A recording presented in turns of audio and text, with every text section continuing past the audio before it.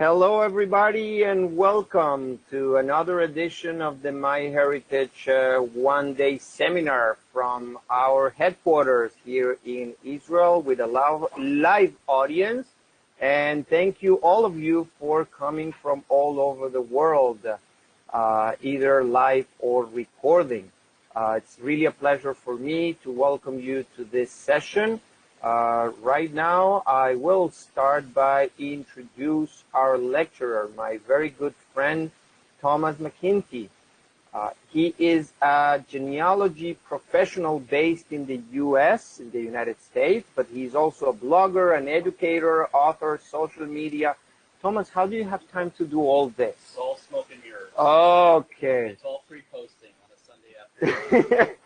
So yes, Thomas knows how to do all the tricks and the magic on the internet. He managed a few websites, just to mention two of them, High Definition Genealogy and Genealogy Bargains. When he actually tries, I'm pretty sure he managed to teach, inspire, investigate, and serve as a curator and go-to guy for concept, nurturing, and inspiration. Nurturing. Oh, sorry. Nurturing is something else. It's something else, but do you do that? Yeah, you do that as well? No. I don't do many less. I don't do many more. But I'm pretty sure that definitely you are an inspiration and a source of knowledge for a lot of people around the world. And I find you also in Genealogy Conference, and I enjoy always hearing your lectures. So today, Thomas is going to talk us about, right now, city directories. Directories. You see, that's what happened when you come from South America. No acento, yeah. You know what, Thomas? It's all yours. Thank you. And thanks, Daniel. I'm actually going to hold the mic up. They said that there's been a little bit of static, so if you see me doing this, it's not like I'm toking on a cigarette or something, I'm just speaking into the microphone here. So let's talk about city directories. I don't know if you've used them. They're prevalent in the UK. They're prevalent in the US. I know that major cities have had them, but also small towns have had these directories. Like Yellow Pages before the telephone, and that was important. Now, in terms of the history, at least in the United States, 1748 Philadelphia was the first city directory. Now, where I'm from in Chicago, we were incorporated in 1838, and the first one is 1841. And I've seen one of the originals at the Newberry Library in Chicago. And so they often would come out yearly. I grew up in a small town in the Catskills where I was born in 62, so we didn't have a directory. It was the phone directory. But my mother said that the town used to have a directory that they printed every year in the 40s and 50s. And so sometimes they're seen as business guides. So it's not just a city directory. So they come under different names and things like that. So let's go ahead and look at basically it predates the telephone. Once the telephone and the telephone directory came in, you'll find that city directories starting in the 20s and 30s tended to disappear. Okay. If you've ever looked at the New York Public Library, the Milstein collection online, they have, guess what? They have the 1940 phone directories from New York City.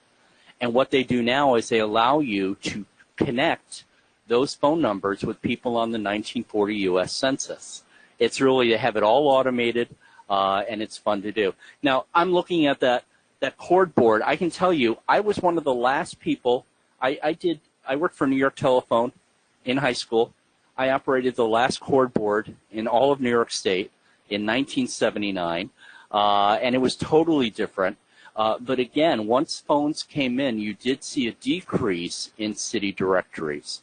So there's more to it than meets the eye, and you've got to build a skill set on how to decipher all the little different codes. So there are some that have a lot of codes. Some you wouldn't even know what the codes are or what they mean. So it is sometimes, as I said, called a city and business directory. So don't just search for city directory.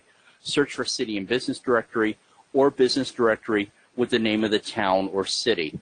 So these are the things that you'll often find: the name of the person, Then right after that, of course, it's always male-dominated, so it's men first. Unless the woman was on her own and head of household, they would say marital status, which is important because what's the benefit of the city directory? Think about it. In between census years, it puts your ancestor at a specific date and place. Especially in the U.S., we've lost the 1890 federal census, so we've got a gap there. So if I find in the 1897 census that my great-grandmother is listed now as a widow, I have a rough idea of comparing versions of directories when my great-grandfather may have died. There's a clue in there. So occupation. It often would list the occupation and the employer. You will see EMP, period, with the name of the employer. The address. So sometimes it'll say employer, and it'll give the employer address, and then sometimes it will also do the address of the person that's there. And as I said before, the employer. Now, on smaller towns and hamlets, please, this is important here. On smaller towns and hamlets, you may find them bundled into a county-wide directory, okay? Like this one. This is the directory for Lewis County, New York. Lewis County is all the way up near Watertown, Canadian border, on the one side of the Adirondacks. It's where my family settled in 1830 after the Erie Canal was built. My family, no, they were not smart. They didn't go to Ohio like everyone else did. They decided to go north to Lewis County. Hamlets are usually, a hamlet is, it's not a legal entity. It's not a village. It's not a town. It's very small. No government, no board, no mayor. So it's what we call in Illinois now an unincorporated township or unincorporated village. So basically, they're not big enough. You know, I grew up near one called, well, the other thing you should know, everyone knows the Woodstock Festival. I grew up 10 miles from there. And so that area there was actually, Bethel was at that point not even a town. That's why Woodstock happened there, because there were no zoning laws. That's why Max Yasgur said, oh, here, I'm going to donate my farm. Meanwhile, in Woodstock, New York, which was 50 miles over in Ulster, bigger town, formal zoning board, and they said, no, we don't want you dirty hippies here, you know, and that's what happened. So, but yeah, so any of those small towns, look for a bigger county directory. Now, you'll never know what you're going to find in the city directory. The important thing is, remember, every publisher had its own method of listing information. There are major publishers that did every directory maybe for a state, or all over the country. One of the biggest names is Polk, P-O-L-K, as a publisher. Now, I have found this last one, not only did I find out that someone was listed as a widow, it would say her husband John died last year of, consumption. I mean, the person would even go so far to do that information. So you will find clues like that. Here's one. We're gonna. I can't blow this up more, but this is basically what we're looking at here. Let me see if I can. Where is this? Let me see if I can go to the document itself. Please help me. Yes, this is from a site called the Hathi Trust, H-A-T-H-I. It's a free digital library. And here, this is a bigger screen on it. And so this gives you an idea of the information that you can find there. So it'll say here, this is Harry Ablevitz. He's a clerk. His home address is 816 North 3rd Street, wherever this is. This is in Wilmington, North Carolina. Okay? And then the year, what is the year? We need to find out 1919 to 1920. Okay? So that's how you read these. What would this be? Matilda Aaron, domestic, home, 805 North 6th. And why do you think she has an asterisk? She's a colored person. This is North Carolina. So you'll see this. Now, how would you know this? We'll get to that in a minute. Every directory has a list of abbreviations. Okay? So this is one that I figured out. So, but this is how you read these things. So dry goods, let's see if we can find one here. Here's a Miss Sadie Abrams. So she's unmarried, home 705 North 3rd. The other thing that you might want to do, you notice how this is alphabetic? Go and connect the addresses. So the thing is, someone else might be living at 705 North 3rd. That becomes your fan club. In fact, yes, you just pointed. It's right here. Yeah, Abrams, shoemaker at 705 North 3rd. Okay, so now it doesn't say how they're related. So yeah, but a lot of times they have the same family name. That's why. But also, what if they didn't have the same family name? You're going to have to go and do the research on this. So again, on this one, you can see they list businesses as well. Let's look around a little bit more. There's always an advertisement on every page, okay? And there's even some on the side. You thought that websites were bad, right, with pop-ups? Yeah, this is always here. And down at the bottom, there it is. So, and George W. Huggins Jewelers. You have to understand, this is how these were paid for. Most of these guides were given away for free. Okay, sometimes you had to buy the bigger ones for the city of Chicago and things like that. But these were given away for free, and they had to be paid for somehow to do that. So let's get back to our previous show here. There we go. Great. Here's another one for Newton, Massachusetts. And did you notice here? There are the abbreviations. Let me see if I can get to this one. I had to pull these from a variety of sources. Now, I do want to say MyHeritage does have some great city directories, okay? They have a good collection. This one is from archive.org, which you know is maybe the Wayback Machine or Internet Archive. I'm going to go ahead and zoom in on this. Oh, I don't want to turn the page. Thank you. Here we go. They all have their own tools. Okay. Here we go. Let's see if I can zoom up here. Sorry. Okay. Trying to get rid of this bar here. Hold on. Doesn't always work when you're using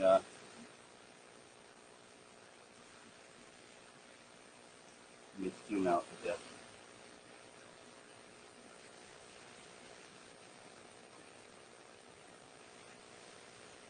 You know what we're going to do? We're going to go back. It obviously is advanced way too far here. Let me go back and pull this up again. Sorry. There we go. Come on, guys.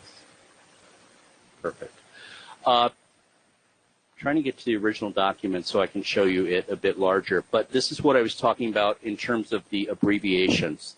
They're usually at the top or at the beginning part. You may have to page through many, many different ads here. Let me go to one page. Ah, that's better. Okay. So I'm going to go to the next page over. There we go. There's the directory. And we're going to come up here. And I'm going to...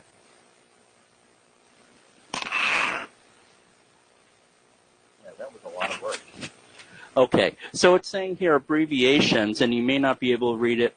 It will say AV for Avenue, B for Boston, BD or B for boards. If someone is boarding, they're not related. That's a common abbreviation. CH for Chestnut Hill. So it's got its own abbreviations for neighborhoods. CT for court, H for house, NV for Newtonville, OPP, meaning opposite. So they'll say the address is opposite this store or this road. After the name of a street, the word street is omitted. The initials on the right-hand margin denote the post office address. So that's what they're talking about, these different towns. But let's look closely at this one. What do we see already here? Catherine Abbott, widow of Hollis, E, she boards at 18 Copley. See? That's how you read that. Okay? That's how you read that. Here, Curtis. So Curtis Abbott is a lawyer. He's at 623 Tremont Building B. His home is 11 Claflin Place. Okay? So they're all going to be kind of different in terms of how they work, how these documents work, but it helps if you're at the top to see what the abbreviations are. Yes, in the back. Yes. This is a great one, yes, and I was going to get to that. So, I will. Yeah, so someone has just pointed out, we're looking at this entry right above Curtis Abbott. You notice how it says Clarence H. removed from city. This is a very New England term. It doesn't mean he was forcibly removed. It means he left the city. So, he was listed in last year's directory. This year, he's gone. That's a great clue, isn't it? So, what's that? He's not dead. No, he's not dead. He wasn't removed in a box. No, but he was removed. Okay? But yeah, that's a very common New England term. Has anyone heard of the calling out lists? New England would post a warning list in colonial times when a family was not welcome because they couldn't be supported. So it would warn all the other towns not to harbor this family because they were, so they use different terminology in New England. So that whole removed from city. Sometimes you will also see something that says removed to Boston or removed to Philadelphia. It depends on the directory. It really does.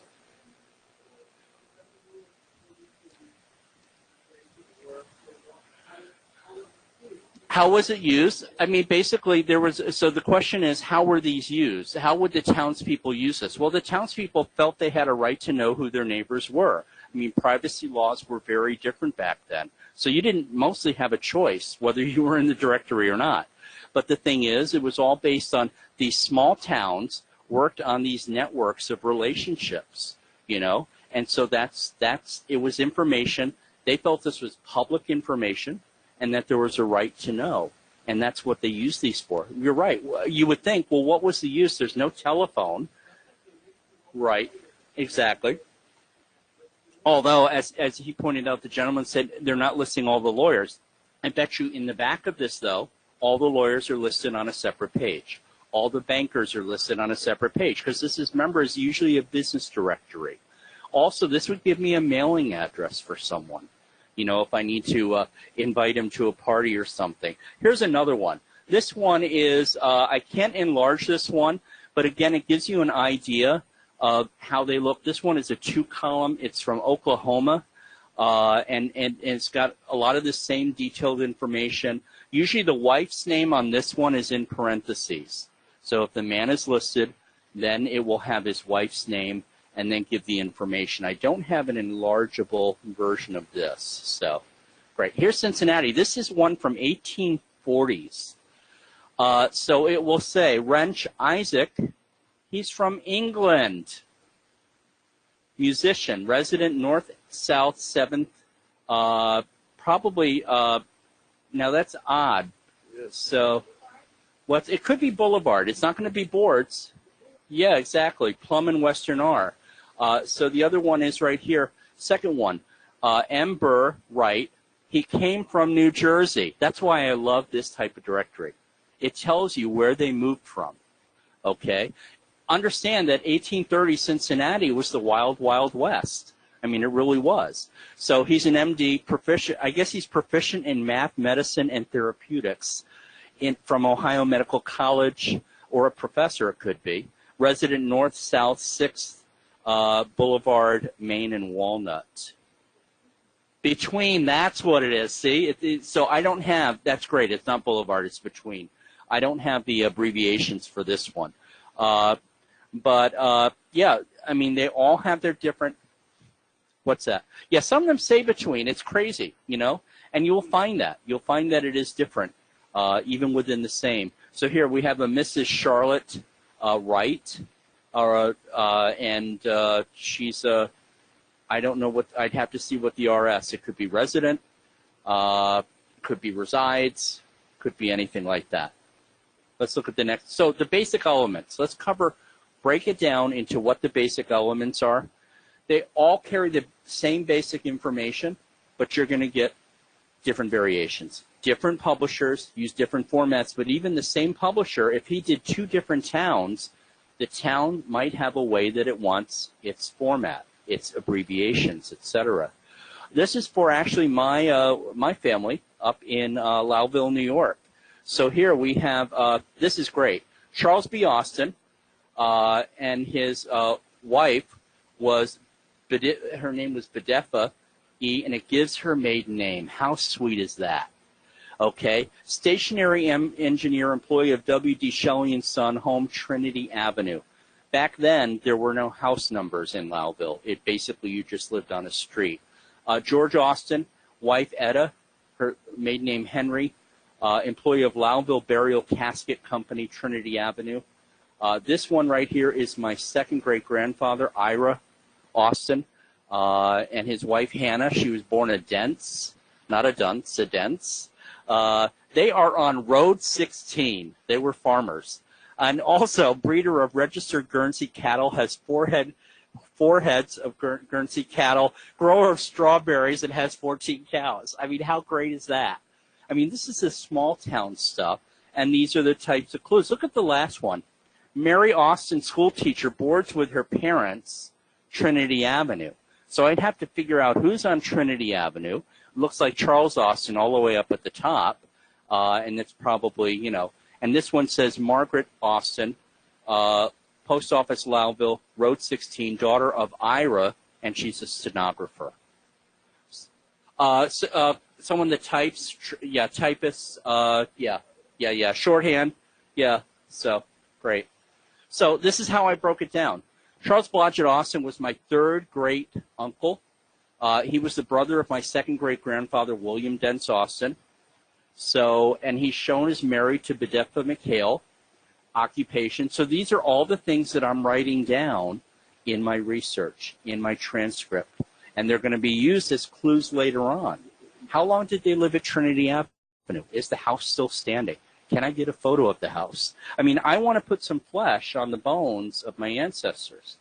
Some directories explain the format listing, as I said at the beginning. This one, it goes through and it says the name of individual or firm followed by the wife's name, figures, business, star placed before a name indicates that they're an advertiser in the directory. So that way you know who paid for the directory. Names in capitals are those who have kindly given their patronage to this work and without whose aid its publication would have been impossible. So someone who donated money, not necessarily an advertiser. So sometimes these went by subscription, where basically you would be sold the book before it came out, and then you would get the copy, hopefully, the following year. Have you ever seen the movie Paper Moon? Remember they did that with the Bibles? That was so funny. They would sell Bibles to widows, and they would just take the money and never deliver the Bible. But these were delivered, So, but they all have their rules. And this one, it says the classification by business will be found before the alphabetical arrangement of the names, where residence is admitted after business location. Here, this is that North Carolina one. Names marked asterisks are those of colored persons. I have to say, though, at least they're in the directory. Many directories would not carry colored people or people of color. So this is, as much as, it's there that way, this is actually a way of identifying those ancestors. Here's another one. And so here, this one goes by the A's, Archibald or Achabild, Duff, Milk, Home, 5th, and C. 18th. All these different ones here. And so you have to know, basically, the lingo. It's a little bit different on this one. And that is why sometimes in the directory, that one is just from Brooklyn, New York, they came up with this at the end of the directory. It's a street and avenue listing going alphabetically and basically what the cross streets would be for that. So that's what it would be. So here, if I can enlarge this, nope, I can't. This one will break down and it'll say 5th place, North 4th, and basically what the numbers are for the residences, where the cross streets are. In a way, I've used these in conjunction with the enumeration maps for doing census work, sometimes when I can't find my ancestor on the census. So what about the abbreviations?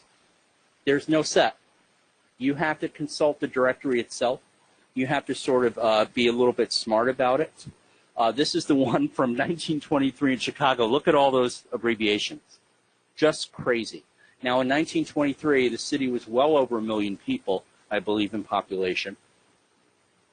And so, but this is a little bit overkill if you ask me, okay, for abbreviations. Even with abbreviations that are spelled out, some are just assumed. Some people assume that you know what the abbreviation is, like BDS and widow or W, and so or WD, and you're just going to have to figure it out on your own. It's not listed. Here's one from, this is Flint, Michigan, I believe, 1918. So auto workers, Ernest Ackerman, boards 309. Yeah, and he's married, so I don't know whether they're both boarding there or whether they're separated. Here's one that says widow, Henry G. So Frida Ackerman, and all of this information here. So this is standard stuff. Don't make assumptions about abbreviations, though. HY, is it highway or Henry? My name in a lot of directories is abbreviated THO or THOS, period, for Thomas. Because keep in mind, they wanted to save space and get all those advertisements in. So, and here, abbreviations for street names, abbreviations for residences outside of Chicago. So if it was someone just said Lake Forest, it would be LK period F period. That would tell you that maybe they moved to Lake Forest, or they lived in Lake Forest but they worked in the city. They had a business in the city. And look at the bottom. They have abbreviations for given names. William would be WM. Henry would be HY. You know, so every directory is different. This site, Genealogy and Time Magazine, has the best listing of abbreviations for directories. It's a link in the handout. Do you want that slide again? Let me go back to it. Hold on. There you go, if you want to take a photo of it. And basically, it's called Genealogy and Time Magazine. They have the best maintained list of overall abbreviations for directories. Let me see if we can go back to that site now. There it is. And if I go down here, yeah, these are the A's, the B's, the C's. I mean, he's done a great job with all of this. So this is, guess where this is? In my toolbox, right? This is one of those resources that's in my toolbox because I'm not going to scramble and say, what was the name of that site and where am I going to find it? I'm always going to have it available, so to do that. So let's get back here. Advertisements and why they matter. So as you work with these directories, you might get tired of scrolling through the advertisements, but this is why they're important to your research. They give you a sense of how successful was the town, what types of businesses, what industries was your ancestors' town known for. Now, Lowville was known for timber and cheese. In fact, AMF still makes bowling pins in Lowville, New York, and Kraft still makes cream cheese up in Lowville, New York. But they also did a lot of furniture. They did a lot of caskets and coffins. So I got a sense. Gloversville, where my family lived as well, in another county, was all leather tanneries, and it made 90% of the women's gloves in the United States in 1900. That was the industry in Gloversville. That's why it was named that way. Here, apothecary. Here's one. Basically, it's telling you, how long he's been in business, where he's located, using chemicals of the finest quality, physicians' prescriptions dispensed, calls during the night answered by experienced persons only. On Sundays, a competent person will be in attendance at all hours, and it gives basically how they're running the business. And it says at the end, we will demonstrate the fact that our goods can be bought as low in Newton as in Boston, and the expense of carriage saved to the consumer, meaning what it would cost you to ride to Boston to do that. Anyone know, do you know what the fan club concept is? If you're not familiar with it, F.A.N. stands for Friends, Associates, and Neighbors. Elizabeth Shown Mills came up with the term, and this means they're not blood relatives, but it's the people, the social circle that your family hung out with. That's really, really important, okay, because you can get clues that way in terms of not only how they lived, but who they may have married. So here, this again, going back to Lowville, this would tell me basically who in Lowville that my family probably knew. Here, this is my third great-grandfather. I think, yeah, this is Ira Jr. He was part of Austin and Boyce. It's down at the bottom, Harnesses. And his home was on Diane Street, 28 Diane. Okay, so I could go ahead and do that. And then what I found later in the directory is an ad for his business and what he sold. He was making trunks and saddles, valises, there's a term you don't see anymore, bridles, and basically this is an ad for his business. So I learned more about his business. I could go and I look to see when the business existed. Here's another one. Here's Boyce. I went and I looked for Boyce. Notice that Boyce is in all caps. That's your advertisers. That's how this directory worked. If you had a paid advertisement, your name was in all caps. So this is SC Boyce Harness, but look at where the home is. 26 Diane. That means they live next to each other, right? My ancestor was 28 Diane. So the houses are next together, and I bet you that the business was right there as well. They probably had it out in the back somewhere. There it is. Here, explanations on the residence directory.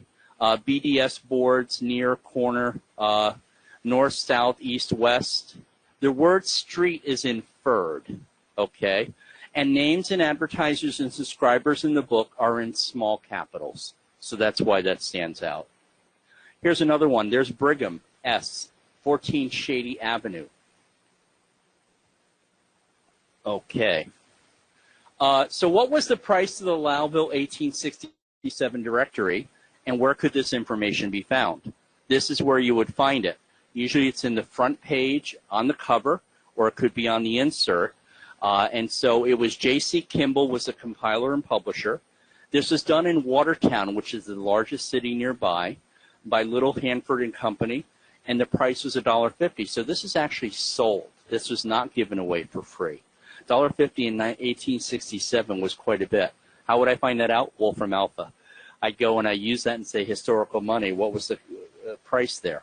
Now, the other thing that directories are great for is I'm a big fan of timelines. When I have something I can't solve for my research, I'm looking for gaps. That's why the city directories are really important. If you have access to successive years of directories, you can go through and see where your family lives. Where do they move? Do they have a business? My second great-grandfather lost his butcher business in 1903 in Lowville, New York. Did you know there was a financial panic in the U.S. in 1903? Very bad. A lot of people, a lot of bankruptcies. It was almost as equal to the Great Depression. And so by 1905, he's living in the Bronx working in a laundromat. But the thing is, I was able to prove that he did not have a business. He went into the butcher business, and then he lost the business all through the city directories. And here's another one, though. As I said before, it gives me an idea of Ira Austin and his wife Hannah and what they owned. Again, all, employment and home. And so what I did is I created a timeline here on this site. It's a site called Time Toast, Timeto. Yeah, there it is. Let me pull it up. It's a free site. It allows you to build these. I want to have to sign in. Bane of my existence. So, and the challenge is remembering the password.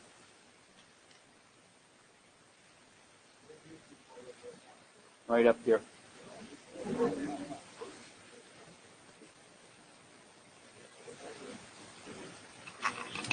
I have a system. So, but the thing is, I don't want to add this now. So what you can do is you can build these timelines with time toasts, and you can add them in here. And I believe this is the one that I built based on the city directory. You can import images. Come on, work your magic. Where are we? Down at the bottom? Yeah. See, I can build a timeline here. I start with the 1895 directory, and I have a 1900 entry on the census. So I need to know what's going on in those successive years. So I'll go and I'll look at city directories. So Time Toast is the name of the product. It's free, timetost.com. And here's another one. This is William Austin, who had the butcher shop. He married Catherine O'Keefe. He dealt in fresh and salt meats, lard, ham, sausages, oysters, and poultry. And he oh, what did you do? Oh, you went to the document. Never mind. There it is. And so also, the business is at State, the corner of Diane, and it says H. Diane. His home was on Diane, and the business is on the corner of State and Diane. Great. So some tips and tricks for gathering these clues. I always search, the first thing I do is I search for my surname. Search for variations, but I search for the surname before I do anything. I don't do the full name.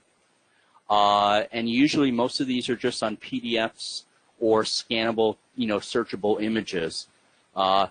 Then I look for images by surname. So it's alphabetic, so I will go through the whole directory page by page to make sure that something didn't get misspelled, that maybe they have businesses in the back and maybe they weren't listed there.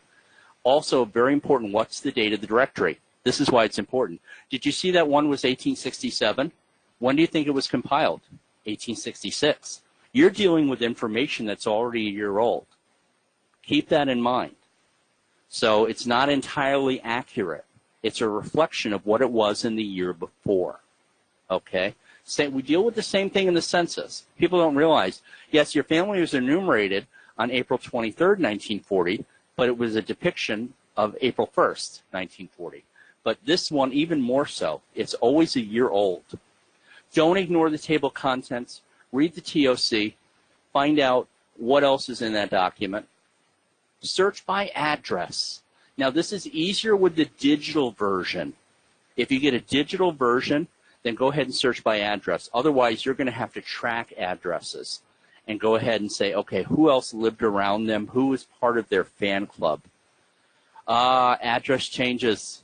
In the U.S., some cities changed their street grid. Chicago did in 1909. So if you're going to presently go to Google Maps and look up an address for an ancestor in 1908, you're not going to find it. So you need to figure out what the new name, what the new street is, or what the new number is. And there are ways to do that. There are various sites that do that. Always understand the abbreviations. And if you can't find a small town directory, what do? You go to the county-wide directory. There are very few state directories. I don't know of any state directories, just professional, but it would be by county. And then I always go to Google Maps for the street view. I want to see, is the building still there? I found out that my 9th great-grandfather's stone house built in 1699 is still standing in New Paltz, New York. So, and my French Huguenot home there. No one's living there, but it's a historic home, and I didn't even know it still existed. So some of the best resources, I want you to know that MyHeritage does have some great directories, especially U.S. directories and U.K. directories. So they're well worth investigating there. The other one also is that the company that starts with an A, Ancestry, they go 1822 to 1995. These are all listed in the handout, by the way. Online historical directories. I'm going to point this out because this is a free site that a woman from Spokane, Washington, Marion Robbins, built on Google sites. And what she does is she has laid out, if I go here to United States, she has laid out by state, and I'm going to go to Illinois, all the city directories, and by county. So I'm going to go to Cook County. And then she comes down here and she shows them, and look at all of these city directories. And these are online, and they're free. Most of them are free. So the name of the site is called Online Historical Directories. So thank you for the time reminder, Daniel. There's also Family Search Wiki has a very good article on U.S. directories. That's up there as well. They explain how they work, and they have links to all of them. And that is it.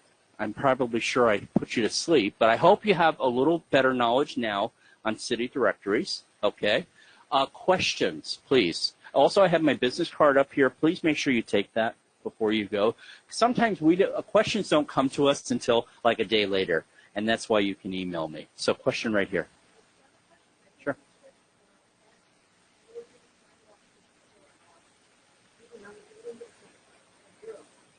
Okay, very good. So Logan Kleinwalks. Okay.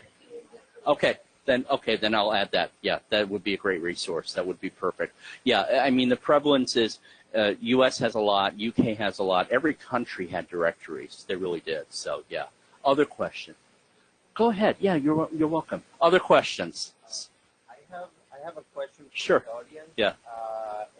You mentioned that a money converter through history. Yes. Yeah. So that would be the money conversion is going to be Wolfram Alpha.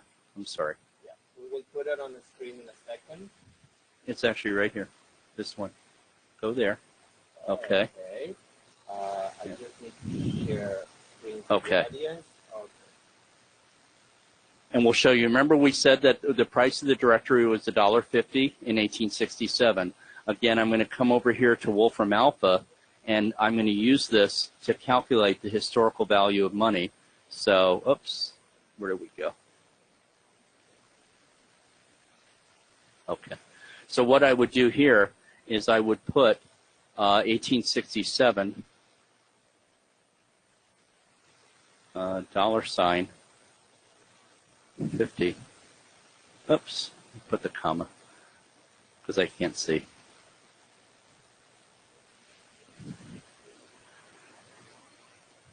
And we come down here, and where is it? Yeah, I can't see it. There it is. 26.81. It also shows you the rate of inflation between then and now. So basically, that tells you roughly how much of an expenditure it was. So what was the other question, Daniel, online? There were more online. So. Let's see. Online, we have reverse directories. How about them? Reverse directories, those are really hard to find. Basically, I found very few where they were listed by address, in reverse. The best thing is to use a digital version of a conventional directory that's alphabetic. But there are very few that list them by street. They're far and few between. They're really hard to find. So. Any other questions here from the audience? Okay. Other questions here. Okay, I think that Jeff took care of most of the questions. Yeah, Jeff. Those directories contain maps. Some directories do contain a map. It would be very rudimentary. But yeah, I've seen that in some of them, especially small towns. And probably this is more a local question. If there are Directories, yes. For Israel. Yes. Yes, and yes, there are plenty of, and the Israel Genealogy Research Association, IGRA, has a few posted on the website. MyHeritage also has a few. Okay. And I can already tell you that we're working on a big load of Israel and rest of the world directories to come up to MyHeritage very soon. That's great. That's great. Okay. Any other questions? A lot of comments I see here, but no more questions. Okay, people know that they will get their handouts via email from the website. Or via website. If that will be it. So when's our next one? So thank you very much, Thomas. Thank you. And I would like also to thank all of you attending this webinar from any place in the world. Thank you for being here with us today. And we will just go to our next webinar in just a few minutes. So thank you very much and enjoy the rest of your day.